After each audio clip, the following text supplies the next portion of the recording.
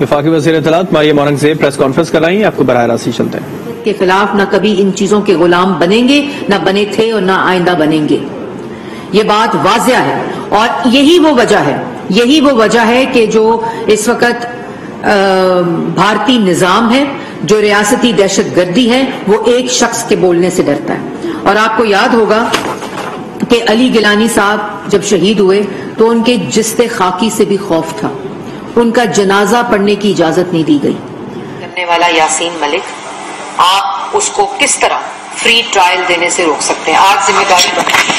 आज ये जिम्मेदारी बनती है तमाम इंटरनेशनल प्लेटफॉर्म्स की, तमाम उन प्रोटोकॉल्स, उन ट्रीटीज, उन सफारती सतह के ऊपर, इंटरनेशनल सतह के ऊपर इस बात को उठाने की कि ये खुल्ला वायलेशन ऑफ ह्यूमन राइट्स है, लीगल है। तो वजीर आजम पाकिस्तान जब ये मेरे पास तशरीफ लाई और कल जब ये बात हो रही थी तो मेरी बात हुई उनसे, उन्होंने ह्यूमन राइट्स वजारत, इंसानी हकूक की वजारत और जो कि कानून, वजारत कानून है, उनको हदायत जारी करती है कि इंटरनेशनल सतह के ऊपर, लीगल लेवल के ऊपर वजारत कानून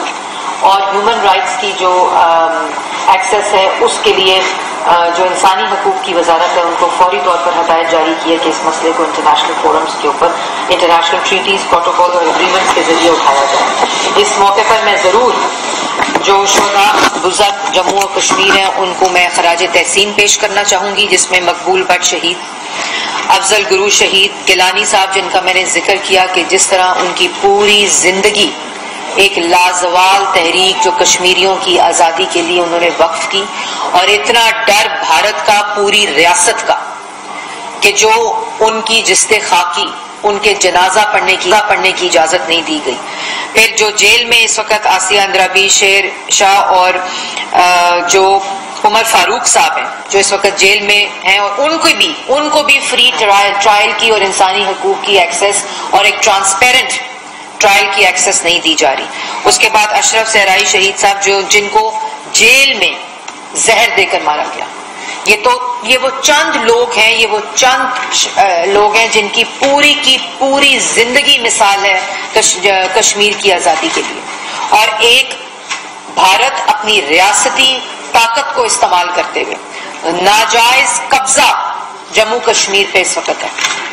और ये मैं खास तौर पर कहना चाहती हूँ कि जिस किस्म का फाशिज्म, कंप्लीट मीडिया ब्लैकआउट है, वहां की किसी की आवाज नहीं पहुंच सकती, और जो जेल में है, जो इस वक्त जेल में लोग हैं, उनकी आवाज भी सुनाई नहीं जा सकती। ये खौफ जाहिर करता है पूरी रियासत का,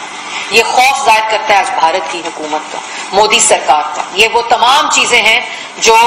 इंटरनेशनल कम्युनिटी को देखनी चाहिए। और जब ये मेरे पास आई तो जो स्टोरी है, अगर आप देखें कि ना इनकी बात कराई जा रही है, ना कोई एक्सेस दी जा रही है, ना इस बच्ची जो कि 2 साल की थी जब अपने वालिद को मिली थी, और ये वो तमाम चीजें हैं जो तारीख का हिस्सा बन रही हैं। ये वो तमाम चीजें हैं जो international community, international treaties, international agreements, जो ह्यूमन राइट्स के प्रोटोकॉल्स हैं, ये तमाम जो इंटरनेशनल कम्युनिटी है उसको जवाब देना पड़ेगा कि ये तमाम चीजें जो की जा रही हैं, इसका जवाब हम सबको, इंटरनेशनल कम्युनिटी को देना पड़ेगा। और मैं एक और बात पर इंपॉर्टेंट करना चाहती हूँ कि जो इस वक्त सूरत हाल है, जो मुकदमा हम लेकर आए हैं, जो ये मेरे पास जब मिलने आए, कि ना फ्री ट्रायल का एक्सेस है, ना कोई सुनवाई है, ना उनकी आवाज बाहर पहुंचाई जा रही है, और बार बार वो एक ही बात कर रहे हैं यासीन मलिक साहब के आई वांट टू स्पीक। अगर भारत का मुकदमा सच्चा है तो फिर एक शख्स के बोलने से क्यों डरते हैं? अगर आज भारत अपनी तरफ से जो इंटरनेशनल कम्युनिटी को मुकदमा पेश करता है, इंटरनेशनल एग्रीमेंट्स और इंटरनेशनल प्रोटोकॉल्स और प्लेटफॉर्म्स पर मुकदमा पेश करता है, तो इंटरनेशनल कम्युनिटी ये पूछे कि एक शख्स को बोलने से क्यों रोका जा रहा है, उसकी आवाज क्यों बाहर नहीं लाई जा रही। ये बुनियादी इंसानी हकूक की खिलाफ वर्जी है। और इससे पहले कि मैं आपको ये तफसील बताई जाए जो अभी आपको इस केस से रिलेटेड बताएंगी, मैं ये जरूर कहना चाहती हूँ कि आप जितना मर्जी ये कोशिशें करें, ये फाशिज्म करें, ये एक मजमूम कोशिश है। इससे जो कश्मीरी हैं उनके जज्बे, उनके वलवले, उनके कुर्बानी के जज्बे और उनकी आज़ादी की जो تحریک ہے اس کے اوپر کوئی فرق نہیں پڑے گا. یہ جذبے اور بھی مضبوط ہوں گے اور جس طرح پاکستانی ہمیشہ یک زبان ہو کر کشمیریوں کا ساتھ دیا ہے اور کشمیریوں کی آزادی کے لیے، اور کشمیر پاکستان کا حصہ ہے، پاکستان کی شہرگ ہے، اس سے ہم 1 انچ ہٹنے کو تیار نہیں ہیں. اور یہ بھی میں کہوں گی کہ جو وائلیشن ہوئی 5 اگست 2019 کو، جو مودی نے ایک غیر قانونی قانون پاس کیا، اس کی ہم نے ہر سطح پر پہلے بھی مذمت کی ہے اور یہ ہمیں قبول نہیں ہے. یہ وہ ایک ایسا خیالی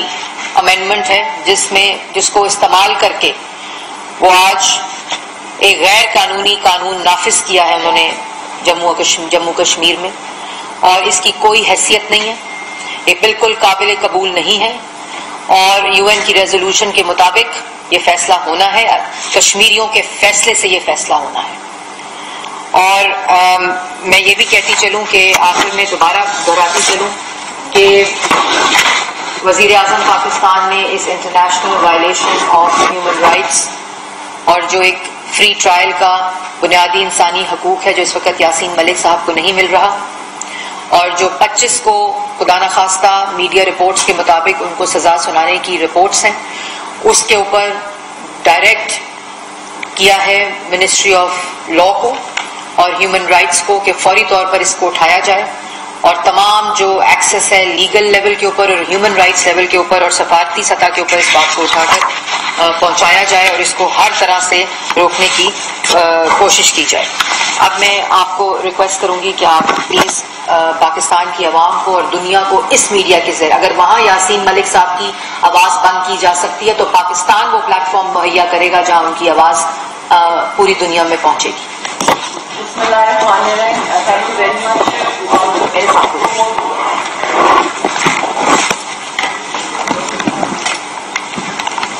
بسم اللہ الرحمن الرحیم. السلام علیکم. تھینک یو مریم صاحبہ کہ آپ نے سپورٹ کیا. اور یہ بالکل اس وقت جو حالت ہے یاسین صاحب کا کیس، کیونکہ اس وقت میں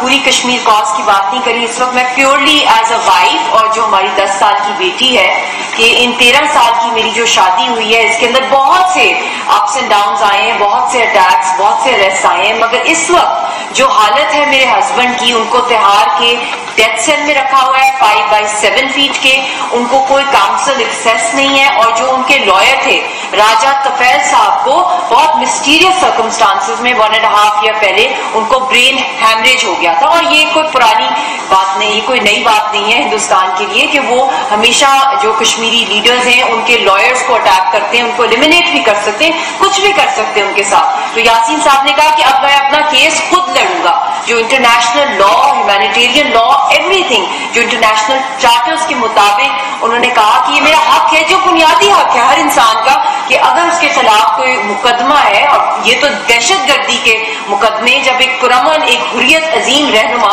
جو لیڈ کریں ایک اسٹرگل آف نان وائلنس، تو ان کے خلاف ٹیرر فنڈنگ کے، ٹیرر فائنانسنگ کے، ٹیرر گینگنگ کے اور سیڈیشن کے چارجز اور اوپا جیسے اور ٹاٹا جیسے اور پبلک سیفٹی جیسے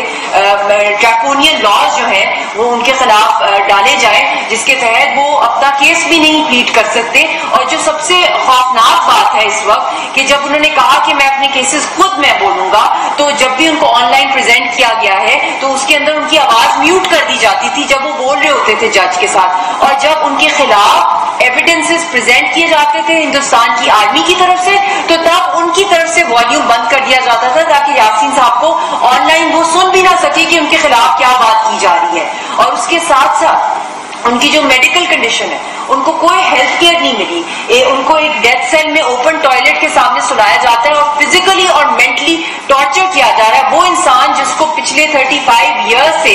انڈیا کے 3rd ڈگری ٹارچر کا وہ شکار ہے، جسم کا ایک حصہ جو ہے ان کا وہ گواہی دیتا ہے کہ ان کو کتنا مارا پیٹا گیا، الیکٹریکیوٹ کیا گیا ہے، ان کے اوپر برن سکارز ہیں، ان کی باڈی کے اوپر میٹالک ویلو ہے، ان کو بلڈ فوڈ پوائزننگ ہوگی، ان کو جیل میں زہر دے دیا گیا، کچھ سال پہلے پھر زہر دیا. ان کی ہیلتھ اتنی فریجائل ہے کہ ایز اے وائف، اور میں ایک پاکستانی سٹیزن ہوں، اور میں وہ فرسٹ پاکستانی پبلک فگر ہوں in Indian occupied Jammu and Kashmir. جب میری یاسین صاحب سے شادی ہوئی اور میں ایک امن کا اور ایک پیار کا پیغام لے کے گئی اور ایک یہ بانڈنگ, میرا کوئی کسی کے خلاف کوئی پولیٹیکل موٹو نہیں تھا, مگر جس طریقے سے کیونکہ ہم ایک تحریک کو لیڈ کر رہے ہیں, ہم کوئی وکٹمز نہیں ہے کہ میں یہاں پہ بیٹھی ہوئی ہوں بیچاری بن کے, ہم لوگ بہت بہادر اور بہت دلیر. مجھے فخر ہے کہ میرے جو ہسبینڈ ہے اس وقت بھی ان کے خلاف وہ ایک اکیلا تن تنا آدمی ہے اسی ڈیتھ سیل کے اندر ہے جہاں پہ مقبول بٹ شہید کو پھانسی دی گئی, جہاں افضل گرو کو پھانسی دی گئی, ان کی جسد خاکی تک نہیں ملی فیملیز کو, نہ کشمیریوں کو. تو میں آج ڈیمانڈ کرتی ہوں دنیا سے بھی, یونائٹڈ نیشن سے, کہ وہاں پہ ایک انڈیپینڈنٹ انویسٹیگیشن کرائی جائے. میری بیٹی, میرا دنیا میں کوئی چھوٹا سا بچہ بھی اس کو کوئی ہلکا سا بھی کوئی ہراس کر لے, پوری دنیا میں ویسٹرن ورلڈ میں شور مچ جاتا ہے. دنیا اتنی سینسٹیو ہوتی ہے, rights of children, women rights. میں تو ایک وڈو کی زندگی گزاری ہوں, 13 سال سے اوپر ہماری شادی ہو گئی ہے, بڑی مشکل سے, بہت دفعہ بہت اسٹرگل سے مجھے ویزے ملتے تھے, اور جب میں وہاں جاتی تھی تو وہاں پہ جاتے ساتھ ہی میرے ہسبینڈ کو اریسٹ کر لیا جاتا تھا مہینے کے لیے. 2 مہینے کے لیے گئی تو مہینے سے اوپر ان کو جیل میں ڈال دیا, اور پھر جب انہوں نے تحریک کی, کوئی کال دی, پروٹیسٹ کی مودی کے خلاف یا پچھلی رجیمز کے, تو ان کو ہائیڈنگ میں جانا پڑتا تھا. تو ایسی صورتحال کے اندر میں آج, کیونکہ سول جو مریم صاحبہ نے بھی کہا ہے, سول جو کووننٹس ہے, جنیوا کنونشنز ہے, انٹرنیشنل لا, ہیومینیٹیرین لا, جو بیسک فنڈامنٹل رائٹس ہیں آف پرزنرز, جس کا سگنیٹری ہے ہندوستان, وہ بیسک فنڈامنٹل رائٹس بھی نہیں دیے جا رہے. آئی ڈیمانڈ دی یونائٹڈ نیشنز کے اور پاکستان کی گورنمنٹ بھی یہ کیمپین کریں کہ ان کو ضمیر کا قیدی جو ہے ڈکلیئر کرایا جائے دنیا سے, اور ان کو وہاں سے امیڈیٹ طور پہ وہاں سے